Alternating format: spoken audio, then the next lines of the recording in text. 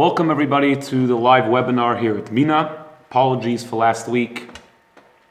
There were a few technical difficulties, as happens, unfortunately.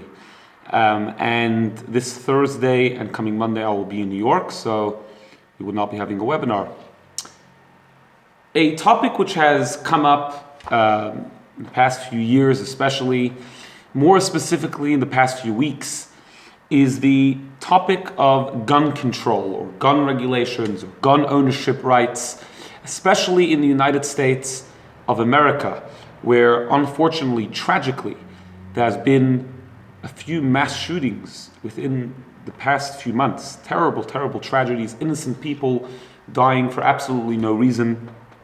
And this sparks much debate about owning guns and is that a good thing or a bad thing? Should there be gun regulations? Should we make it harder for people to have guns? Well, we live in a place called Australia where it's illegal to own guns. There seems to be less gun violence because of that. But the truth is, we're not going to have a political discussion here on policy and what would be the correct thing based on what we understand. I may have my own opinions, you may have your opinions, people in America might have their opinions. That's not really the point here. The point is to try and see, what does Torah have to say about all of this?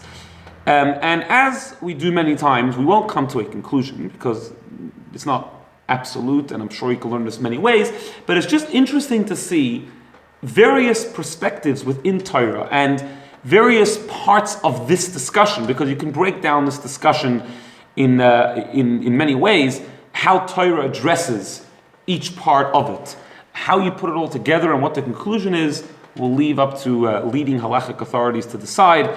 But this is just an interesting discussion because obviously guns were not invented when the Torah was given, and at times of the Gemara, and even later, till very recently. But nevertheless, Torah has what to say about everything. And we can find every single idea in Torah and just examine it in a Torah lens.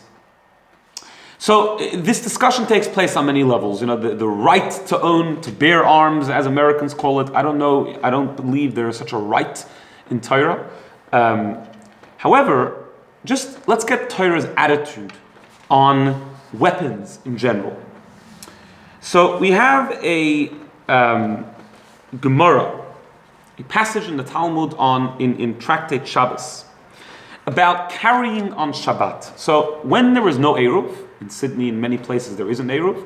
But when there is no Eruv, it is forbidden to carry on Shabbat. Now, when you wear clothing, that's not considered carrying. And included in that is wearing jewelry. In fact, there's a whole discussion about men wearing a watch on Shabbos. Not saying it's forbidden, but there's a discussion about it because wearing a watch on Shabbos may not be necessary and therefore may not be considered a garment and therefore may be considered carrying. Again, we're talking about in a place outside of an Eruv. Women wearing watches, it says, is less of a problem because it's considered jewelry. And jewelry is considered a garment, is a significant, is a reason, enough of a reason to wear it outside on Shabbat. How about, says the Gemara, if someone wants to walk out on Shabbat with a sword hanging on their neck, or a bow, or some other type of weapon? Now, obviously, we're not talking about a place where it's sakonis nefashis, where it's life-threatening, because everything in Shabbos gets thrown away in a case where it's absolutely life-threatening. We're talking about a person who just wants to walk around with a weapon. Now, one needs to understand that in those days, in Talmudic times, walking around with a weapon was probably considered a prestigious thing. Important people used to walk around with a sword in them. So the one opinion says, Rabbi Eliezer says, the sages say, the majority of opinions say, that you are not allowed to walk out with a weapon on Shabbat, and if one does so, they are liable for a sin offering. In other words, they have transgressed the Shabbat. Rabbi Eliezer says, no, it's considered like an ornament, like a piece of jewelry, and therefore it's not a problem. The sages answered back to Rabbi Eliezer, absolutely not. Weapons are not an ornament. Doesn't adorn a person, doesn't make them look better. On the contrary, weapons are a terrible thing. As we see in the prophecy about Mashiach, that it says that they shall beat their swords into plowshares and spears into pruning knives. A nation will not lift up a sword against another nation. There won't be any more war. In other words, a weapon in and of itself in Torah's eyes, according to the sages, according to the majority of the opinions here, is not considered a good thing, and is not considered saying anything good about a person because they're walking around with a weapon. On the contrary, it's not considered good, and when Mashiach will come, which represents the ultimate time of peace, we won't need a weapon and therefore won't be considered anything good, and therefore we will use weapons only for the sake of plowing and planting and pruning and all those type of things. So, in other words, in and of itself, before we get to the topic of self-defense, weapons are not looked upon as good things in and of itself in Torah. And there have been various sages throughout the ages who have discouraged even children playing with things which resemble weapons, even if they're just toy guns, for example. You can't say it's forbidden, but it has been discouraged by many great tzaddikim and many great sages because it sort of puts into the person this nature of having weapons and fighting, which is obviously not considered a good thing. Then we have another interesting thing. So that's in terms of just weapons in and of itself, a perspective on weapons. Then we have another interesting thing. Because obviously a very big part in not having guns and in the opinion, in the perspective of not owning guns, is that even if I may use it for good things, self-defense, whatever the case is, but it is a dangerous thing and can be used to do tremendous, tremendous damage. As we have found in recent years, many of there was a case of one of the mass shootings in America where the person owning the gun actually wasn't a bad person, it was their son who was unfortunately deranged and took the gun and killed 20 plus children, God forbid. Terrible, terrible story. So having a gun in your house is dangerous. What does Torah say about owning dangerous things in your home, even if you're not using it, just owning it in your home? So the Talmud in Bava Kama, Tractate Bava Kama, tells us, Rabbi Nosson says, how do you know that you should not breed a bad dog, a dangerous dog in your house, or keep a ladder, which is sort of shaky, not a strong ladder in your house? Because it says in the verse, you shall bring not blood upon your house. In other words, if you have a dangerous dog in your house, or a ladder which is shaky, and somebody gets hurt as a result, it is your fault. Because you should not have had that dangerous dog or ladder in your house. Now, the Jewish code of law brings this down, and the Ramah, Rav Moshe Ishalish, says that if you tie it up, then it's okay. So if it's tied up, and it's almost for sure, no, it's not going to be let loose, it's not going to go and kill people or hurt people, it's okay to have such a dog in your house. However, the Maharshal, Rabbi Shlomo Luria, is of the opinion that it is actually forbidden to raise a dangerous dog in your house, even if it's chained. And therefore, if you take that and apply it to guns, having a dangerous object in your house, such as a gun, would be forbidden, even if it's locked away. Just like a dog is chained and the Maharshal, one of the leading halachic authorities, holds that it's not okay, so too having a gun in your house, even if it's locked away, would not be okay. Again, I'm not saying this is actually the halacha, this is actually the law. This is a opinion of how extreme we need to go to what extreme we need to go to ensure that we don't have anything dangerous in our possession. So that's all on the one side of the issue.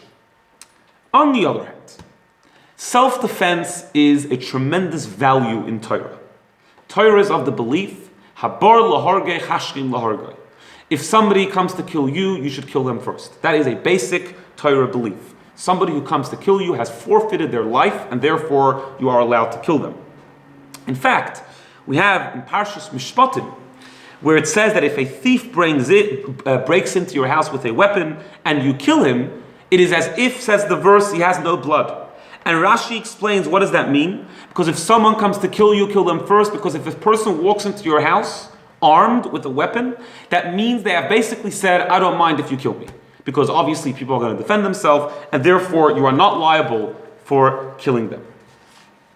There is also an obligation to protect other people from harm. If I find someone else in harm, I am obligated to, as it says in the pasuk, you shall not stand by your fellow's blood. That you shouldn't stand when someone else is getting hurt. You have to defend them, you have to stand up for them. So if you use this line of reasoning, think about it. If there's a mitzvah to defend yourself and others, so what better way, so to speak, is there to defend yourself other than owning a gun? No better weapon. If the person is weak and unable to defend themselves properly, only a gun will help them. Now, this is where it leads to an area which we're not going to go because this is not relevant to our discussion. This is already a political issue and a policy issue where you're going to have to go and measure, well, maybe if you confiscate everyone's guns, maybe you will need a gun to defend yourself. Okay, we'll leave that for people to have their own opinions for. But just the concept of self-defense is definitely a concept.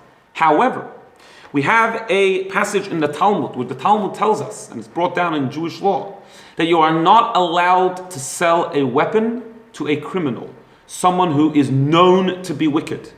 If that is the case, even if you were to say, which I don't know if that's the case, but even if you were to say that the Torah view is that you're allowed to own a gun because that's the best way of self-defense nowadays, nevertheless, there would need to be very strong gun regulations to make sure that one does not sell a gun to a criminal. So again, to summarize, the concept of weapons is a terrible concept. We don't look highly upon the concept of weapons. It says that a person should not own a dangerous thing in their house, and if that dangerous thing causes damage, you are liable as a result of that. On the other hand, there's this mitzvah of self-defense. One may argue, again, this already needs to be thought properly through, that the best way to defend yourself is to have a gun, or you may argue maybe if there were no guns, I wouldn't need that. So that's already a question.